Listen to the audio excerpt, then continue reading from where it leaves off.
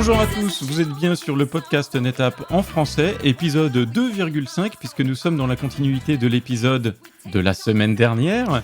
Et je suis toujours avec mes camarades Yves Weisser, Consulting Solution Architect chez NetApp. Salut Yves. Salut les loulous, ça mousse. Guillaume Sevinsky, Technical Partner Manager chez NetApp toujours. Hey, c'est Guillaume, ça va ? Et Jérôme Blanchet qui est resté avec nous et qui est Solution Engineer chez NetApp, qui est l'expert sur les solutions de type DevOps. Bonjour à tous. Voilà, donc on va reprendre le cours de ce podcast. Alors on vous cache pas que ça a été un bazar monstrueux. On a fait les différents éléments du podcast en avant, en arrière, on a repris, on va recoller les morceaux. Je ne sais absolument pas ce que ça va donner au bout du compte, mais n'hésitez pas, comme je vous l'ai suggéré la semaine dernière, à nous faire vos commentaires et puis vos notes, notamment sur les applications de podcast préférées. Allez, on attaque les sujets du jour, les sujets de cette semaine on va se concentrer sur deux choses qui sont Project Astra et Spot. On va commencer avec Spot. Alors, Jérôme, est-ce que tu peux nous en dire un petit peu plus sur ce rachat de NetApp qui date de l'année dernière, je crois, qui date déjà de l'année dernière. Je suis surpris par la rapidité à laquelle on rachète des produits, donc déjà un an. Et la motivation principale de cette boîte, c'est de faire des économies très importantes qui peuvent aller jusqu'à 90% de la facture compute chez les cloud providers. Je ne te crois pas, ça c'est du discours marketing des vendeurs. Quand j'ai vu ça la toute première fois, j'ai eu exactement cette interrogation. Je me suis dit, mais comment ils font pour arriver à garantir ? Alors, il n'y a pas de garantie, hein. On y viendra un petit peu par la suite, comment marche le modèle en fait derrière. Le principe, alors globalement, il y a trois produits, on va dire. Il y a un produit qui permet de regarder ce que vous consommez et quelles optimisations peuvent être faites sur la partie cloud. Et il y a un produit de gestion des VM traditionnels et il y a un produit de gestion des clusters Kubernetes. Alors, comme on est sur la partie DevOps, on va plus parler de Ocean, c'est le module qui permet d'optimiser les clusters Kubernetes. Et le fonctionnement d'Ocean agit sur trois facteurs pour garantir cette réduction de facture de 90%. Le premier, c'est de bien dimensionner. Donc, on nous présente ça comme donc on entendait parler de CICD, d'intégration continue et de déploiement continu, et maintenant on entend parler d'optimisation continue. Et donc typiquement Ocean, c'est un produit qui fait de l'optimisation continue. Donc il y a des systèmes intelligents qui analysent les ressources demandées au cluster Kubernetes, donc les pods qui arrivent, hein, les utilisateurs déploient des applications, ça arrive sur le cluster Kubernetes. Peu importe le type de cluster, hein, Ocean supporte tous les clusters Kubernetes du marché, que ce soit dans le cloud, hein, bien évidemment, hein, que ce soit OpenShift, Kubernetes, EKS, AKS, donc tous les clusters Kubernetes sont supportés. Et derrière, le système, il est intelligent pour jouer sur plusieurs axes pour optimiser et réduire le prix de la facture du compute. Premier axe, c'est de bien dimensionner le cluster. Hein. Si vous avez un cluster 4 nœuds et qu'il y a 2 pods qui tournent dessus, c'est pas la peine de garder 4 worker nodes sur le cluster. On va immédiatement, automatiquement évacuer les nœuds qui sont plus là, qui ne font plus rien, et les pods seront redémarrés automatiquement sur d'autres nœuds. Donc on joue sur la taille du cluster, le nombre de nœuds qu'on a sur le cluster, pour garantir que le cluster est bien dimensionné. Le deuxième axe sur lequel on agit, c'est l'axe du type de VM qu'on va mettre dans le cluster. Donc il y a parfois, il est préférable d'avoir 2 grosses VM qui vont héberger un certain nombre de pods plutôt que d'avoir plein de petites VM qui ont toutes une consommation CPU plus moyenne, qui sont plus petites certes, mais où il y a une partie de la CPU qui n'est jamais utilisée et qui est trop petite pour répondre à des besoins de nouveaux pods qui arrivent. Donc on a tendance aussi à optimiser le type de VM qui vont être mis dans le cluster Kubernetes pour garantir que l'ensemble des nœuds du cluster ont une consommation de CPU proche des 80, supérieure à 80% et proche des 90%. Donc voilà, on paye une VM quand on la paye, hein, chez un cloud provider, eh bien, qu'on l'utilise ou qu'on ne l'utilise pas, on la paye. Donc autant qu'elle soit utilisée au maximum de sa capacité. Donc ça c'est le deuxième axe d'optimisation qui est fait par Ocean. Et le troisième et le dernier, c'est un truc assez génial.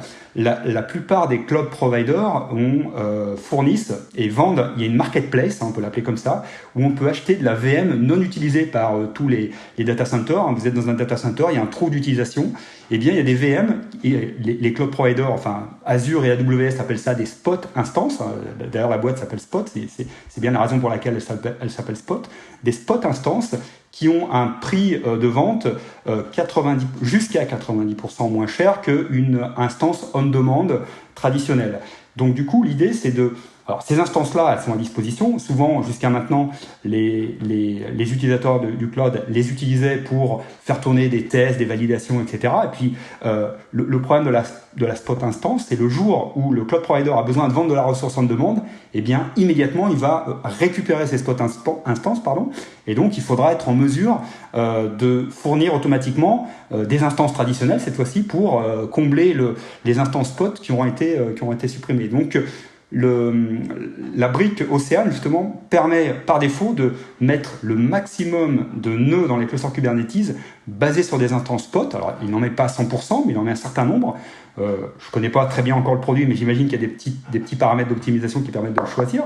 Et quand les instances spot disparaissent, quand elles sont reprises par AWS ou Azure, ou Google, alors Google, je crois qu'ils appellent ça des preemptible instances, donc quand elles sont reprises, vous avez 2 minutes pour réagir, sans quoi l'instance, elle est scratchée par le cloud provider automatiquement, et donc à côté de ça, automatiquement, Océane va rajouter des instances de grosse taille, enfin des instances on-demand, de taille équivalente à celles qui sont volées, pour pouvoir garantir que le SLA du cluster Kubernetes restera à un niveau intéressant. Et donc du coup, grâce à ça, on peut mettre de la prod sur des instances spot, ce que personne ne fait aujourd'hui. Et intéressant, c'est super intéressant ce que tu viens de dire, Jérôme. Et c'est vrai que Spot, c'est un produit, je pense qu'on va en entendre beaucoup parler dans les prochains temps. Et un des avantages par rapport à d'autres choses qu'on pourrait trouver qui font des choses peut-être similaires, c'est que Spot va garder un profil applicatif sur une très longue durée. C'est-à-dire que Spot sera capable de savoir que chaque année, à Noël, il va y avoir un pic de charge et qu'il va falloir pré-provisionner des environnements. Alors que d'autres produits disponibles sur les cloud providers qui font des choses peut-être équivalentes, eux gardent les données sur une très très très courte durée. Et du coup, si on regarde sur tous les 3 mois passés, il y a 3 mois, Noël n'était pas dedans. Du coup, on ne sait pas ce qui s'est passé. Alors qu'en gardant les données de 2 ans, on est capable d'avoir vraiment un profil optimisé au jour près. C'est vrai. Donc du coup, on peut anticiper justement la quantité d'instances spot par rapport aux instances en demande ou les instances réserves qu'on va mettre dans le cluster Kubernetes pour que le jour où Noël arrive, comme tu nous l'expliques Yves, eh bien on ne soit pas à court de ressources et qu'on ne soit plus en mesure de prendre suffisamment de capacité en demande et d'être prédictif. Effectivement, il y a tout un ensemble d'intelligence artificielle qui tourne derrière pour être prévisible sur la demande qui va être faite en termes de CPU chez les cloud providers. Ça, c'est un truc assez génial, quoi. Alors, faut voir aussi que Spot répond surtout à un besoin financier, dans le sens où souvent, enfin du moins historiquement, les premiers DevOps qui sont allés mettre des containers dans le cloud mettaient leur carte de crédit dessus, et ensuite c'était bien sûr l'entreprise qui payait, et du coup c'était pas grave, hein, du coup on consommait autant qu'on voulait, et puis voilà. C'est surtout aussi arrivé comme ça parce que ces développeurs ne trouvaient pas dans le data center la rapidité ou la facilité de gestion d'infrastructure qu'ils souhaitaient avoir. Question ouverte à l'audience. NetApp se positionne comme une société de gestion de la donnée, du data management. Ça ne fait pas un peu tâche, Spot, là-dedans? C'est quand même un produit qui sort du lot par rapport à l'ensemble de notre offre, où on se positionne comme gestionnaire de données.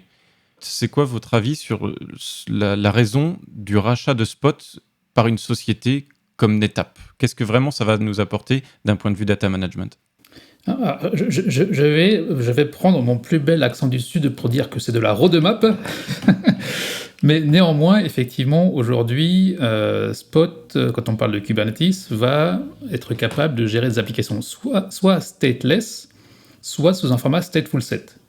Mais si on prend un format qui utilise des déploiements, des PVC détachés des applications, ça aujourd'hui, Spot n'est pas capable de le faire comme ça. Néanmoins, comme tu le disais, Yann, NetApp Entreprise Data Management, je pense que le raccourci est vite fait. il y a déjà une case qui est disponible dans le portail. On pourra dessus rajouter une partie gestion du stockage dans Spot. Et pourquoi pas par la suite, alors là c'est un vœu pieux, mais j'imagine que tôt ou tard, on verra Spot et Astra jouer ensemble et on aura des belles choses qui vont arriver. Ouais, puis en plus, une remarque qui m'a... Voilà, on travaille tous avec des clients qui sont chez les cloud providers, donc on croise nos homologues d'AWS, de Google et les autres. Et un des objectifs, par exemple, des solution architectes chez AWS, au début, moi, quand je parlais de CVO, un des leitmotifs de CVO, c'est ça permet de faire des économies. Quand on présente CVO, vu qu'on compresse, qu'on déduplique et qu'on compacte les données, à quantité de données équivalentes, mettre un CVO permet de réduire la facture de la gestion du stockage dans le cloud provider. Donc, ça peut être une des raisons pour lesquelles on peut mettre du CVO sur un workload.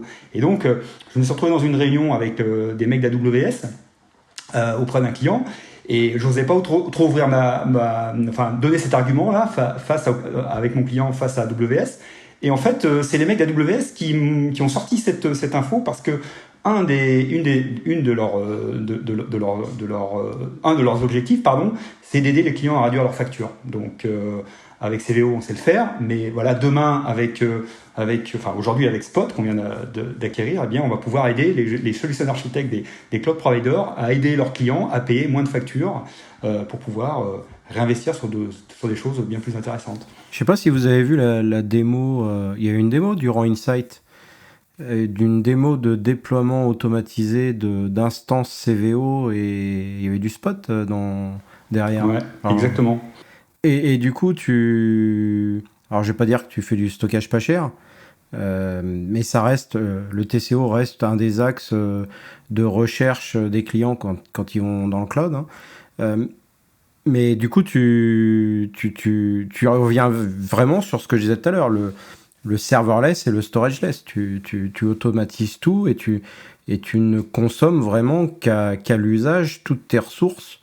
La moindre quantité de RAM, quantité d'horloge et quantité de stockage est optimisée. C'est génial. Jérôme, on a parlé de beaucoup de sujets. Ouais, c'est vrai. Il y en a peut-être un que l'on pourrait raccrocher à la problématique suivante. Que penses-tu de la portabilité de la donnée ? Alors toujours dans les environnements Kubernetes, j'imagine, puisqu'on a abordé ces sujets-là. Moi, j'ai été vraiment impressionné par le travail qu'on est en train de faire autour d'Astra, qui est un projet qui vient d'arriver, qui est accessible sur notre portail cloud.netapp.com/astra. Il y a toutes les informations sur ce projet-là. Et ce qui est assez génial dans ce projet-là, c'est qu'on a voulu, notre engineering a travaillé sur une simplification extrême dans la gestion des applications dans Kubernetes. Donc, on se place au niveau de l'application, là où avant Trident se plaçait au niveau du stockage, maintenant Astra se place à un niveau applicatif pour gérer l'application. Donc il y a la première phase, la première version qui sort d'Astra, elle va être disponible là dans les jours qui viennent, je crois d'ailleurs, si je ne dis pas de bêtises. Elle va être en priorité accessible pour les utilisateurs Google. Et donc l'idée, c'est d'offrir une interface en mode as a service qui sera toujours up-to-date, qui va permettre de découvrir les clusters Kubernetes existants chez nos clients. Donc, il suffira d'aller enregistrer les clusters dans l'outil Astra et donc l'utilisateur va pouvoir découvrir l'ensemble des applications qui tournent sur ces environnements-là et dans la foulée pouvoir définir des classes de services chez les cloud providers chez qui il est, des classes de services NetApp, de stockage, j'entends, pour choisir, par exemple, par défaut, la classe de service va être de type performance et donc automatiquement, dès qu'une application sera créée, le système Astra viendra provisionner à travers Trident, bien évidemment, un volume Cloud Volume Services chez Google, parce que c'est la première version qui va être disponible, pour après permettre de faire une protection complète de l'application, donc de tout le namespace, par exemple. Dans un namespace qui représente une application, il peut y avoir un pod de type stateless, un autre de type stateful. Il peut y avoir tout un ensemble de services ingress ou autres pour pouvoir permettre les connexions externes à l'application. Et donc tous ces services-là, quand on redémarre une application, quand on l'a sauvegardée, alors certes on va être en mesure de sauvegarder les données des applications stateful à travers les mécanismes NetApp via des snapshots. On va scheduler des prises de snapshots hourly, daily, weekly, tels qu'on le fait sur les environnements on-premise. Et derrière, l'outil va aussi embarquer tous les objets associés à l'application, les objets de Kubernetes, qui nécessiteraient